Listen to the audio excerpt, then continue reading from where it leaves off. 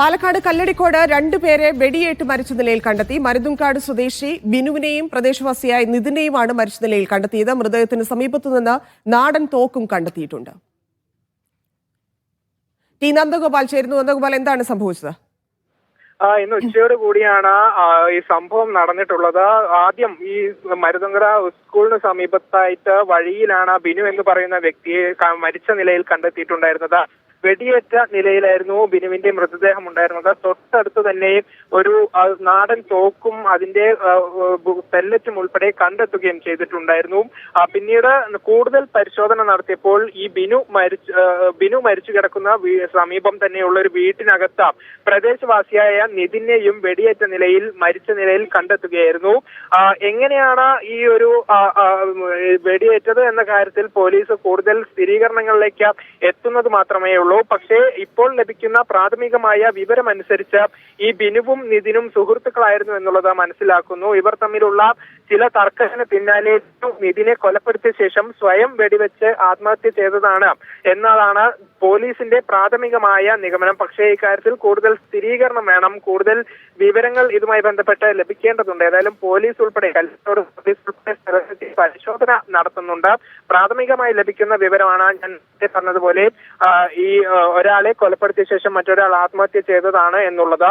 ഇരുവരും തമ്മിൽ സുഹൃത്തുക്കളായിരുന്നു എന്നുള്ളത് നാട്ടുകാരും പറയുന്നുണ്ട്. വഴിയരികിൽ തന്നെയാണ് ബിനുവിന്റെ മൃതദേഹം കണ്ടെത്തിയിട്ടുള്ളത്. ചോരയൊലിച്ച നിലയിലായിരുന്നു. സമീപത്ത് നാടൻ തോക്ക് കണ്ടെത്തിയതോടുകൂടിയാണ് വെടിയേറ്റ് മരിച്ചതാണ് എന്നുള്ള കാര്യത്തിൽ ഒരു സ്ഥിരീകരണം ഉണ്ടായത്. കൂടുതൽ പരിശോധനയിലാണ് നിതിനെയും മരിച്ച നിലയിൽ കണ്ടെത്തിയിട്ടുള്ളത്. ഈ ബിനു ടാപ്പിംഗ് തൊഴിലാളിയാണ്. നിതിൻ മറ്റു ജോലികൾക്കൊന്നും പോകുന്നില്ല എന്നാണ് ലഭിക്കുന്ന വിവരം.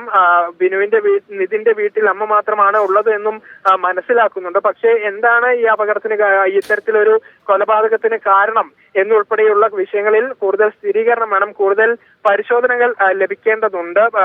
അത് പോലീസ് എത്തി പരിശോധന നടത്തി നാട്ടുകാരുടെ ഉൾപ്പെടെ മൊഴിയെടുത്ത ശേഷമായിരിക്കും ഈ കാര്യത്തിൽ ഒരു ഔദ്യോഗികമായ വിവരം നൽകുക, ഔദ്യോഗികമായ ഒരു സ്ഥിരീകരണം പോലീസിന്റെ ഭാഗത്തു നിന്നും ഉണ്ടാവുക. നിലവിൽ കല്ലടിക്കോട് പോലീസ് അവിടെ പരിശോധന നടത്തിക്കൊണ്ടിരിക്കുകയാണ്. ശരി, ഇവര് തമ്മിൽ നേരത്തെ എന്തെങ്കിലും പ്രശ്നം ഉണ്ടായതായിട്ടുള്ള വിവരങ്ങളോ അങ്ങനെ എന്തെങ്കിലും ലഭ്യമാകുന്നുണ്ടോ?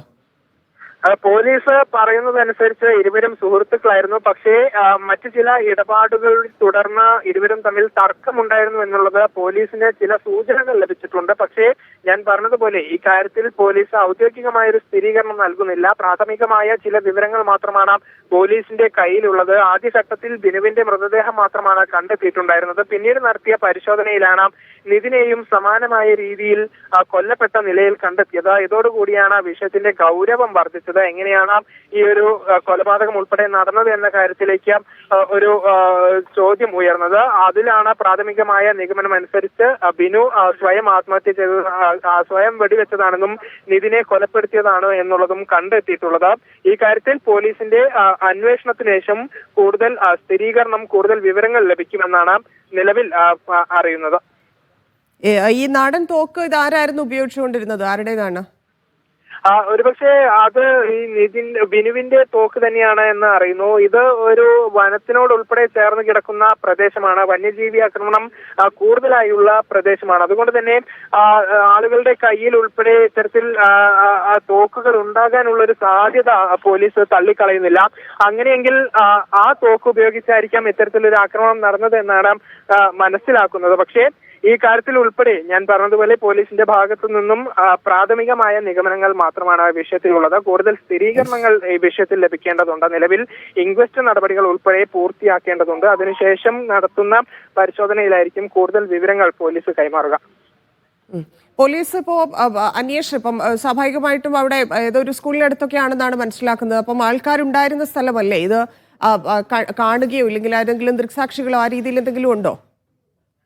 പ്രദേശവാസികളുടെ വിഷയം അറിഞ്ഞിട്ടുണ്ടായിരുന്നു എന്ന് അറിയുന്നു. അതായത് ഒരു സർക്കാർ സ്കൂളിന് സമീപത്തെ വഴിയരികിലാണ് ബിനുവിന്റെ മൃതദേഹം കിടന്നിട്ടുണ്ടായിരുന്നത്. അതുകൊണ്ട് തന്നെ രക്തം വാർന്ന നിലയിൽ റോഡ് സൈഡിൽ കിടന്നിരുന്ന മൃതദേഹം ഈ നാട്ടുകാർ ഉൾപ്പെടെ കണ്ടിരുന്നു. പക്ഷേ രണ്ടുപേർ ഇത്തരത്തിൽ മരിച്ചിരുന്നു എന്നുള്ളത് പിന്നീടാണ് മനസ്സിലാക്കിയത്. ആളുകളുടെ ഉൾപ്പെടെ മൊഴി എടുക്കേണ്ടതുണ്ട്. അതിനുശേഷം വിഷയത്തിൽ കൂടുതൽ സ്ഥിരീകരണം ലഭിക്കുക. നിലവിൽ 2 പേർ മരിച്ചിട്ടുണ്ട്. അതിൽ ബിനു സ്വയം വെടിവെക്കുകയും നിതിനെ കൊലപ്പെടുത്തുകയും ചെയ്തിട്ടുണ്ട് എന്നുള്ള നിഗമനത്തിലാണ് പോലീസ് ഉള്ളത്. ശരി, നന്ദഗോപാൽ, പാലക്കാടാണ്, കല്ലടിക്കോടാണ് ദുരൂഹ മരണം ഉണ്ടായിരിക്കുന്നത്. 2 യുവാക്കളാണ് കൊല്ലപ്പെട്ടത്, വെടിയേറ്റ് കൊല്ലപ്പെട്ടതാണെന്നാണ് മനസ്സിലാക്കുന്നത്. പോലീസ് കൊലപാതകം സംശയിക്കുന്നുണ്ട്. ഇനി